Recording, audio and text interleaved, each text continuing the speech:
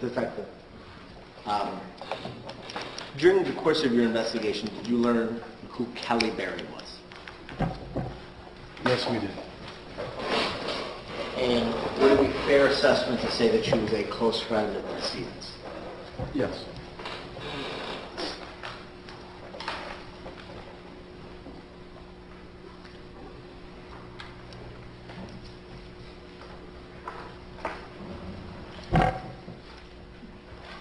Did you find out anything, well, during your investigation, would you agree with me that you would look to see if you had any information from the decedent that day that would be relevant to this case? Yes. You'll agree with me that people's temperament on the day in question is potentially relevant, especially in this case. Yes.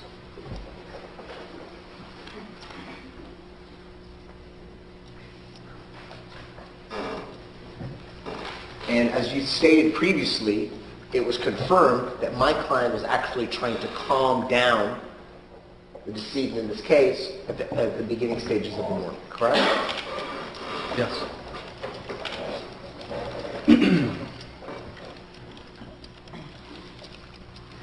Do you know why the decedent was angry in this case? Yes. You want to tell the members of the jury?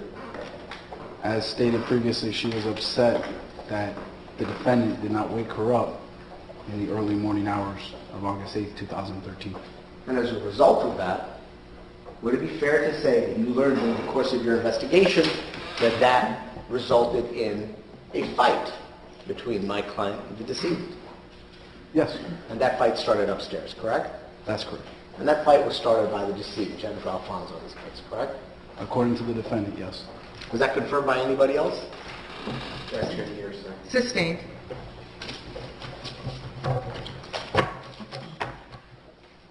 You had no reason to believe that anybody other than my client started that fight, correct? No. And if you did have reason to believe, I'm sure you'd let myself, the jury, the judge, and the prosecutor know, correct? Correct. So who would you label the aggressor at the beginning part of the morning?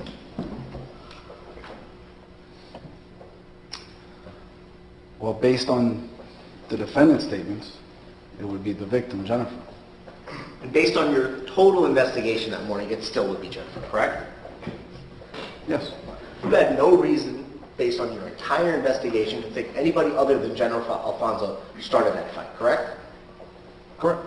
And that fight was because she and her daughter, how old's her daughter at the time? At the time, 10. 10-year-old daughter. That her and her 10-year-old daughter were not woken up at what time in the morning? 1:30. At 1:30 in the morning to do what? Watch a movie and spend time together. You know if it was a weekday or a weekend? August 8th was a Thursday. Okay. So, on a Thursday night, Jennifer Alfonso was upset that herself and her 10-year-old daughter weren't woken up at 1:30 in the morning to watch a movie, correct? Correct? I'm not sure her 10-year-old daughter was included in that. I believe initially it was just to wake up Jennifer. It didn't include Isabel? You want to confirm with your notes? Sure. Give me a second. Sure.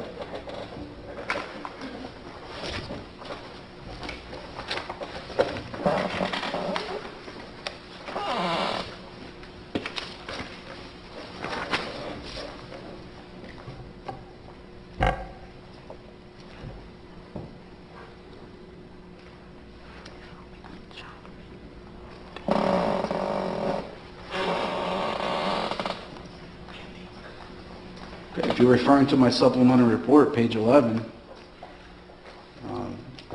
be the fourth section down, talks about subject Medina saying that they continued to discuss his plans for the night with the victim, which included waking her up at 1:30 in the morning to watch a movie and spend time together. There's a particular section that involves Isabel, if you can point to me. So it's your testimony that it was just to wake her up, correct? based on your investigation. Yes, correct. And was my client out partying with other people? Is that why she was mad? No? Was my client out spending time with another woman? Is that why she was mad? No? My client was home sleeping in the same house, in the same bed as Jennifer Alfonso, correct? I mean, correct? Can you give me a moment just to refer to the supplement? Take your time.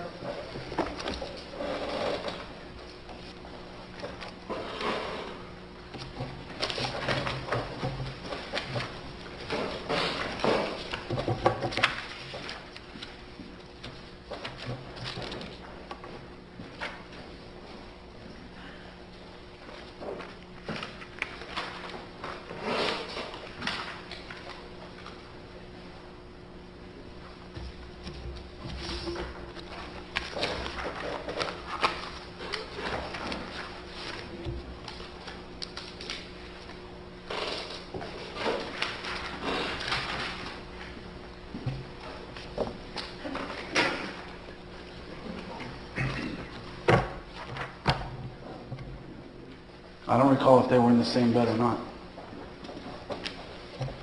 You'll agree with me that all the evidence that you have suggests that Jennifer Alfonso woke Derek up in their marital bed, correct?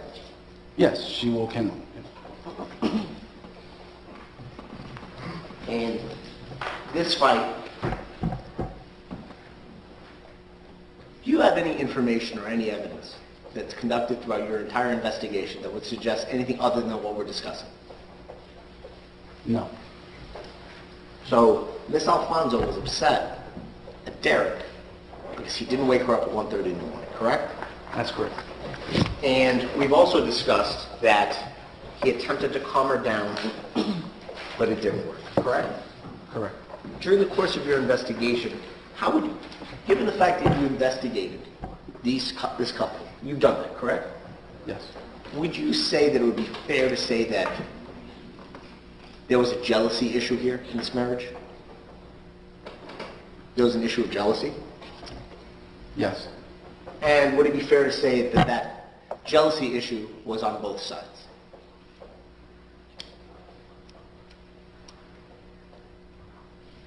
You could say that, yes.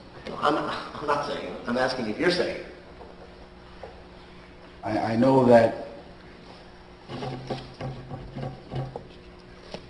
They were jealous of each other. They both had issues regarding trusting the other, correct? you could say that, yes. I'm not saying it. I'm asking you if you agree with my statement.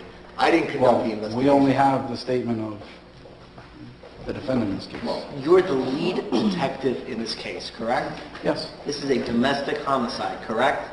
Yes. As a part of your investigation, you have interviewed how many people in this case? A lot, right? A lot. A lot. Would it be fair to say over a dozen? Yes. Maybe over 2 dozen? Yes. You've gone through all the relevant information, all the relevant investigation. And I'm asking you, would it be fair to say that both were jealous of the other, correct? Yes. When Derek woke up on August 8th, 2013, and there was an argument between him and Miss Alfonso, would you label Miss Alfonso as the aggressor in that initial argument upstairs? Objection, asked and answered. Sustained. Can I just get confirmation as to what his answer was? Ask your next question. So if what time does that initial argument start? Do you know? Based upon the defendant's statement, roughly around 9:30 in the morning on August 8th.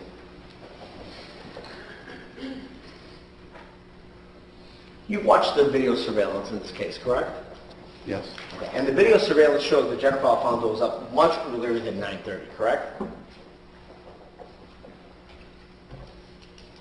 Yes, she appears in the surveillance footage earlier in the evening. Like around 7 in the morning, I think?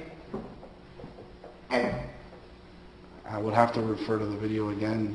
That sounds about right. I'm not holding you to it. We're playing in rough estimation. So around 7 o'clock in the morning is the first time you have information that Jennifer Alfonso wrote, correct?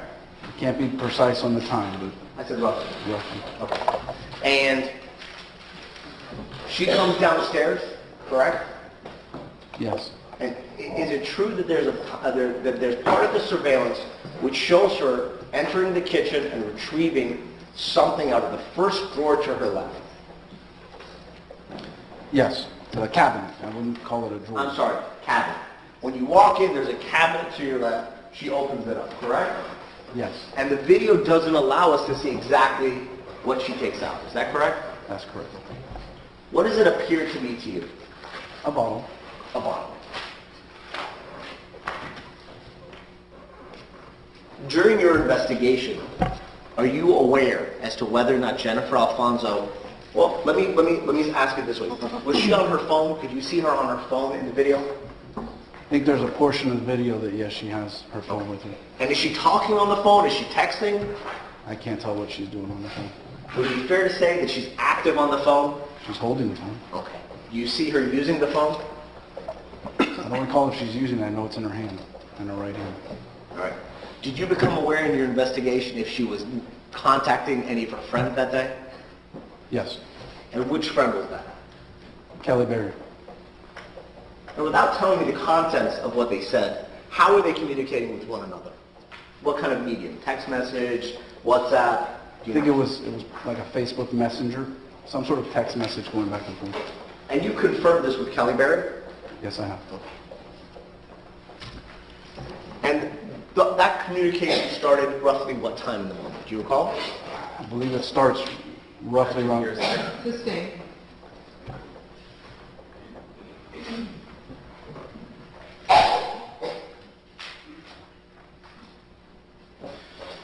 How long were they communicating? Objection, hearsay. Sustained. Judge, can we come sidebar? Sustained. After that question. My standing objection, respectfully, No. Judge. So she's communicating with Kelly Berry on Facebook Messenger. Is this an ongoing communication with her? Objection, hearsay, Judge. Sustained.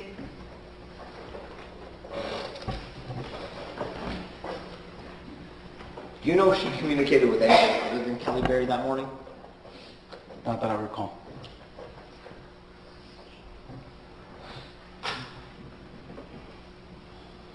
And you've had an opportunity to review those statements, correct? Referring to the Facebook messages? Yes. Yes. And when did you have an opportunity to review them? Was that before or after the interview with Mr. Medina? After.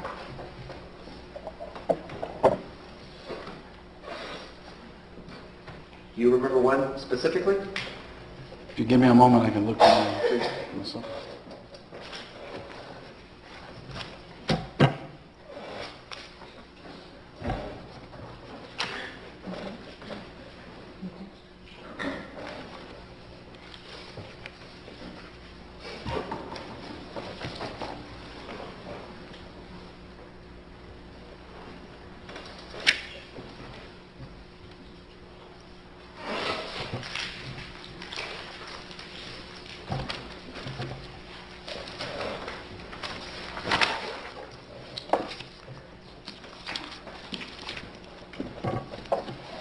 I'm sorry, your question was what date did I first become aware of the text messages? Yeah, when did you become aware of those messages?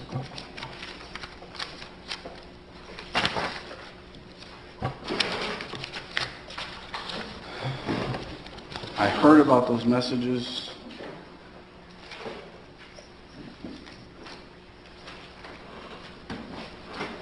on August 19, 2013. You took a sworn statement from Ms. Berry, correct? It's an audio statement, it's not a stenographic statement. But it was a sworn statement where you went in, you asked her to raise her right hand, so on and so forth? I believe so, yes. On what day did you do that?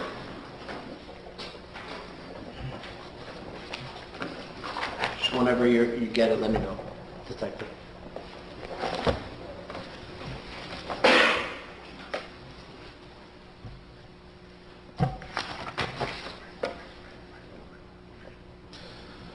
On October 17, 2013. And you'll agree with me that's far after you learned of the actual the Facebook communication between her and the decedent in this case, correct? Correct. She doesn't live locally, so Right, right. But my question was, when you took her sworn statement, you knew about those communications that she had the day of the incident, correct? yes. And let me ask you a question with regards to your sworn statements. You took a lot of them, right? Yes. Okay. When you do sworn statements, what's the purpose of a sworn statement? To preserve it for future use. Basically, it gets the statement official at that particular moment. This way we don't have to continue going and asking that person anything. So you try to cover as much possible that's relevant in the statement, correct? For the particular case. Yeah. Do you ever prepare them prior to the statement to say, these are the questions I'm going to ask you, and this is the area that I'm going to question you? Do you ever do that prior to getting an actual statement from somebody? Well, just as we do with the case of the defendant, when we're taking a statement from him, we pre-interview people. So we don't just come in there with a stenographic reporter and say, we're about to take a sworn statement and not know what the person, it's something that we commonly do. We speak with somebody, we get a statement from them, like I did in this case on many people. We pre-interview them, we talk to them, we see what information they have, and then we turn around and put it into a formal statement. So you find out the information they have, and then you ask questions during the formal statement, correct? That's correct. So there's a possibility that there's statements that they give that you don't explore. Is that correct? Well, let me ask you this.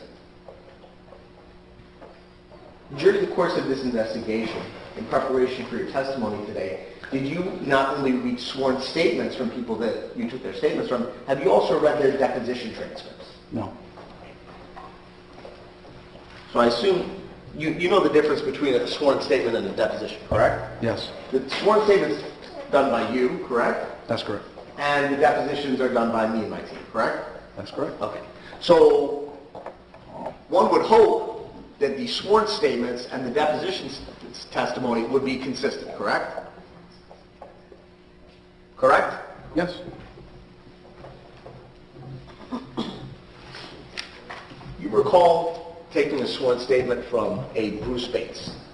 Yes. Did you pre-interview him? Yes, I did. Have you read his deposition testimony? No, I haven't.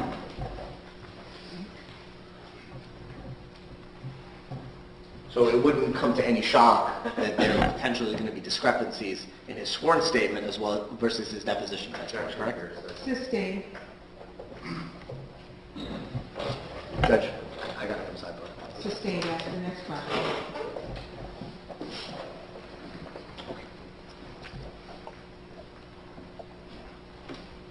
Well, let me ask you this. You said that you do a pre-interview. Is that like you do a question and answer? You tell them, hey, I'm going to ask this question. What's your answer? Is that a pre-interview? No. Okay. You never do that, right? No. We have a discussion. We have a conversation. We ask questions. And then, What do you know? What is your relevance in this particular case? At which point, after we complete that, we bring in a stenographic reporter and we take a formal statement. So would it be fair to say that the sworn statement should be a complete and accurate recitation of what's relevant, correct? Correct.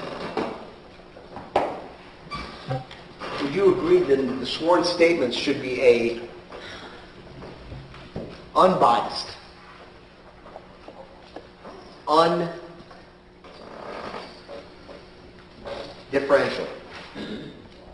recitation of what that witness's relevant testimony is going to be, regardless of whether it helps or hurts your case, correct? Correct.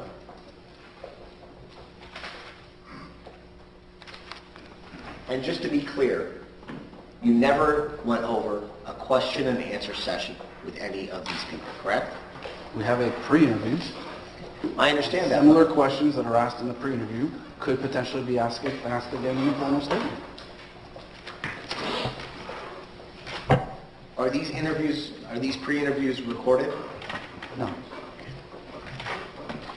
So just like my client's pre-interview, do you take notes? Yes. Okay, do you keep those notes? No, those notes are transcribed into my supplemental report, as well as a formal statement if one is taken. So just like when my client gave his pre-interview, we'll never be able to see exactly what your notes are going to be in that case, correct? Whatever was written on my notes is in my supplemental That's not report. what I asked you.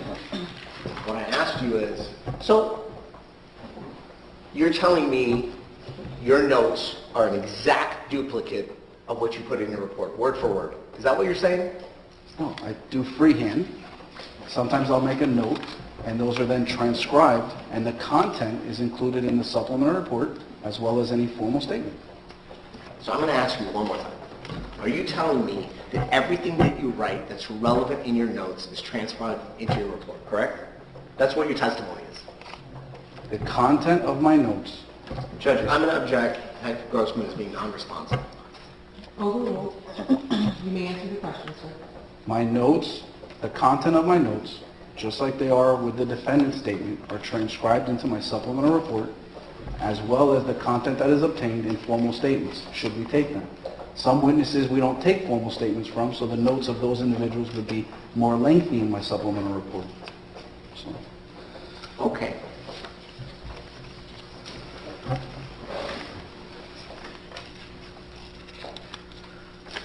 So let's go over these notes that you put in your report. Let's start with, what page do you start describing these individual interviews? Can you direct me to that, Detective?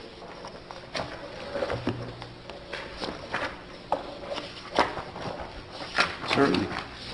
On page...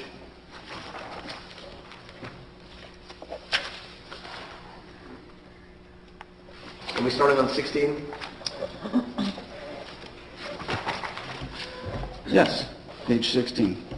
That'd be the first interview I did after, and that would have been with Rohan and Carolyn Knox.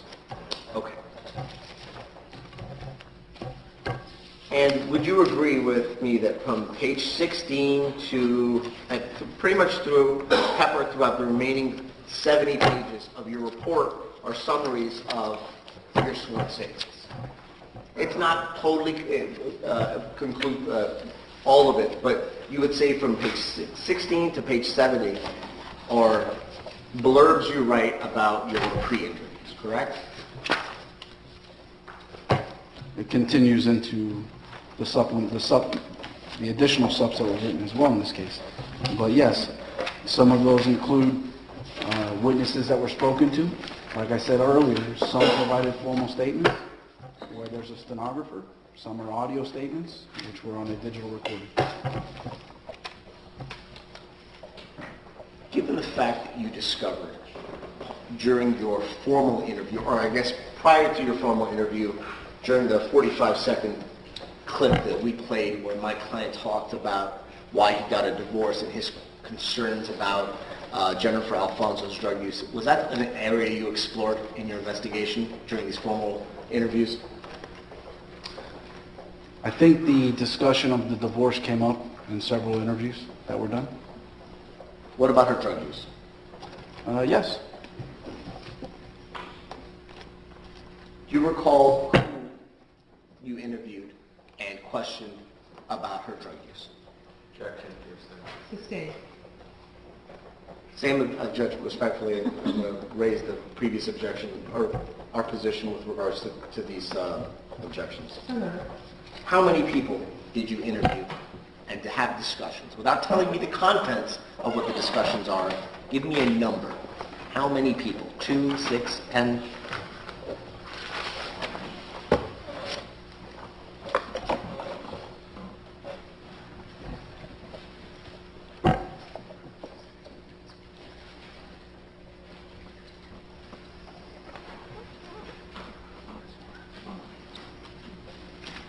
Approximately 24. And how many people did you discuss potential spousal abuse with her? Objection, hearsay. Sustained. Without telling me what they said, did you have discussions with people, without talking about what they said, with regards to what my client told you in his sworn statement to you that he was the victim of abuse? Did you do that? Objection, Judge, hearsay. Sustained.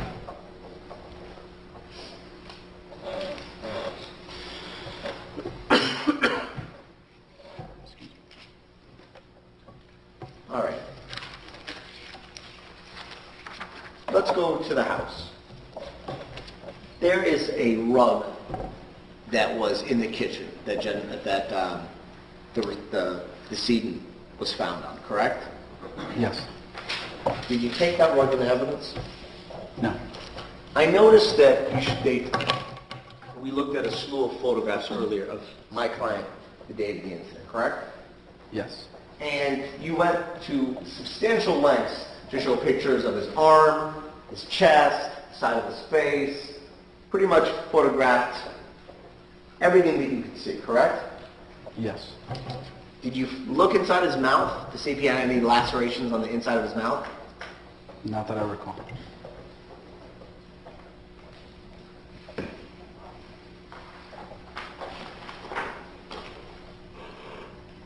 The rug that was in the kitchen was blood-soaked, correct? There was a portion of the rug that had a substantial amount of blood on there, yes. Okay.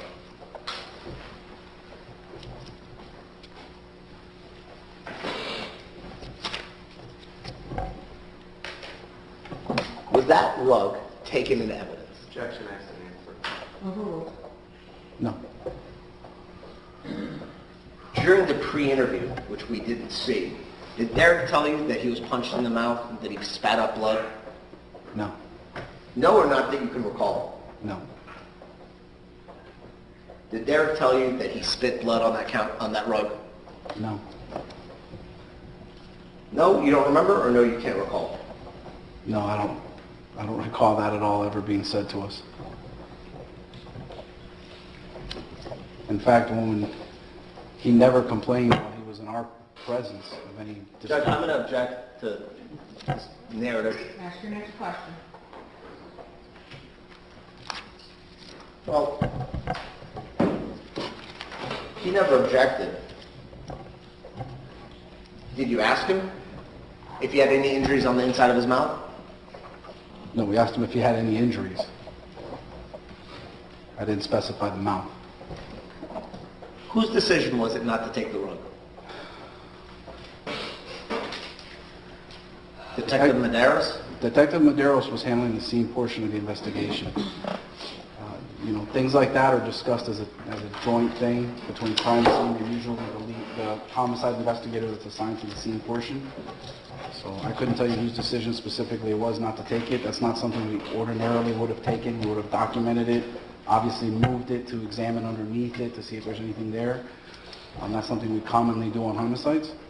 But specifically whose decision it was to not take it, I couldn't tell you.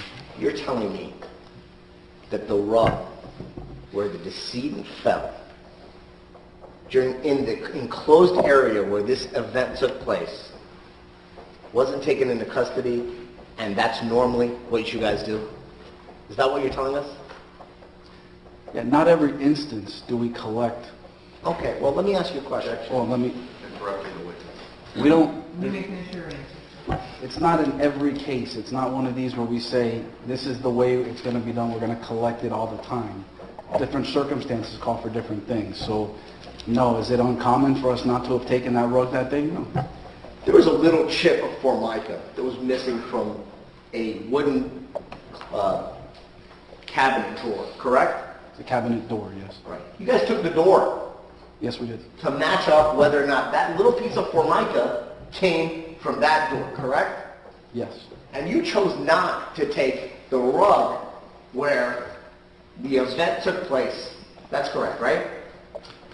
Well, she fell, ultimately, a portion of her fell into the rug. Well, we don't know exactly how the shooting took place, correct? That's out of view of the camera, correct? All right. And to be, there's a saying, I'm sure you've heard of it, it's better to be safe than sorry, right? Yes. Right. Would you agree with me that it's probably just like the issue with the knife? Instead of taking one, you should have taken all of them. With the rug, maybe you should have taken that into custody, huh? Are you still holding the position that you made the right decision not to take the rug? Yes. So you're holding the position that you did the right thing by not taking the rug? That's a decision that was made, yes. That wasn't my question. I'm saying, do you agree with that decision now? Yes. And you also agree with just taking that one knife as opposed to all the knives, correct? Given the photograph that we've seen earlier, yes. Now, there were multiple video cameras or video apparatuses in the house, correct? Yes, there was cameras throughout the home. There were also cameras upstairs, right? Correct.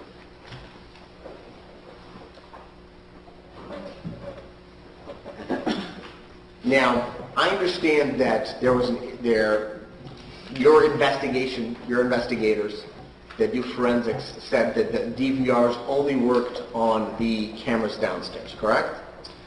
Yes, our video forensics unit, what we call the experts in that particular area of field, were only able to recover footage from a camera that's on the downstairs by the front door. There's one on the inside of the house, and there may have been one additional camera. Did you at any point, or your team, investigate the actual cameras to see if they had the ability to record? I'm not talking about the DVRs. I'm talking about the actual cameras. No. Do you know if the cameras upstairs contain actual images? Not to my knowledge. The DVR was impounded, digitally examined by our experts as well as defense experts, and there was no footage that was recovered. I know. We're all in agreement with regards to the DVR. I'm talking about the actual cameras. Did you check to see if the actual cameras had the ability to record, and if they did, had any images on them? No. And the cameras wouldn't store, it would store on the DVR, and that's...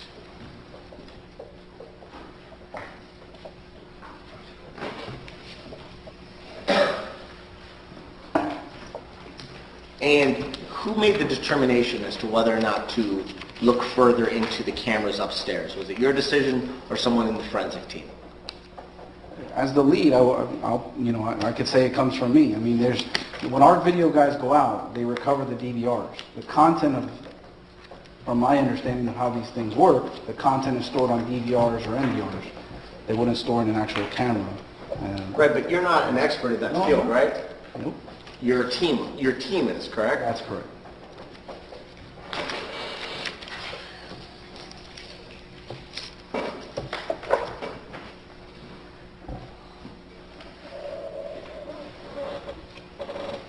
Were you aware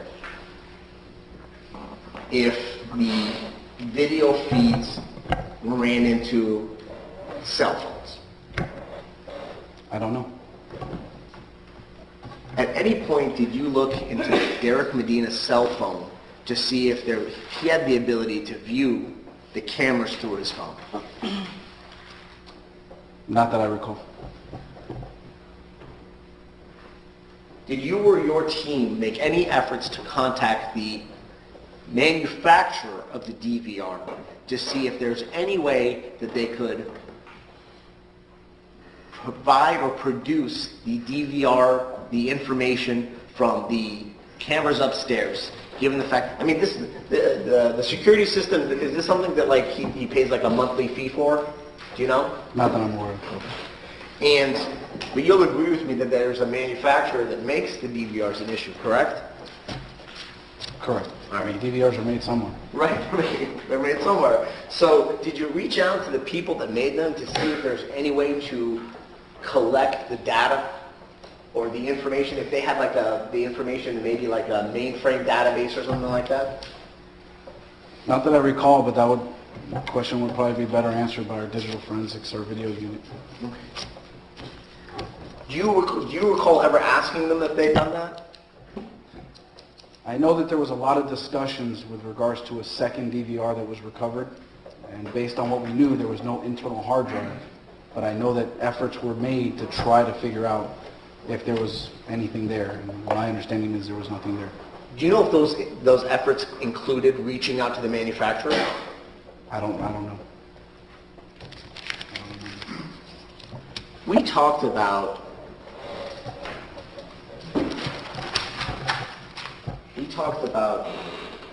give me 1 second, I apologize. I lost my place. There we go. Sorry.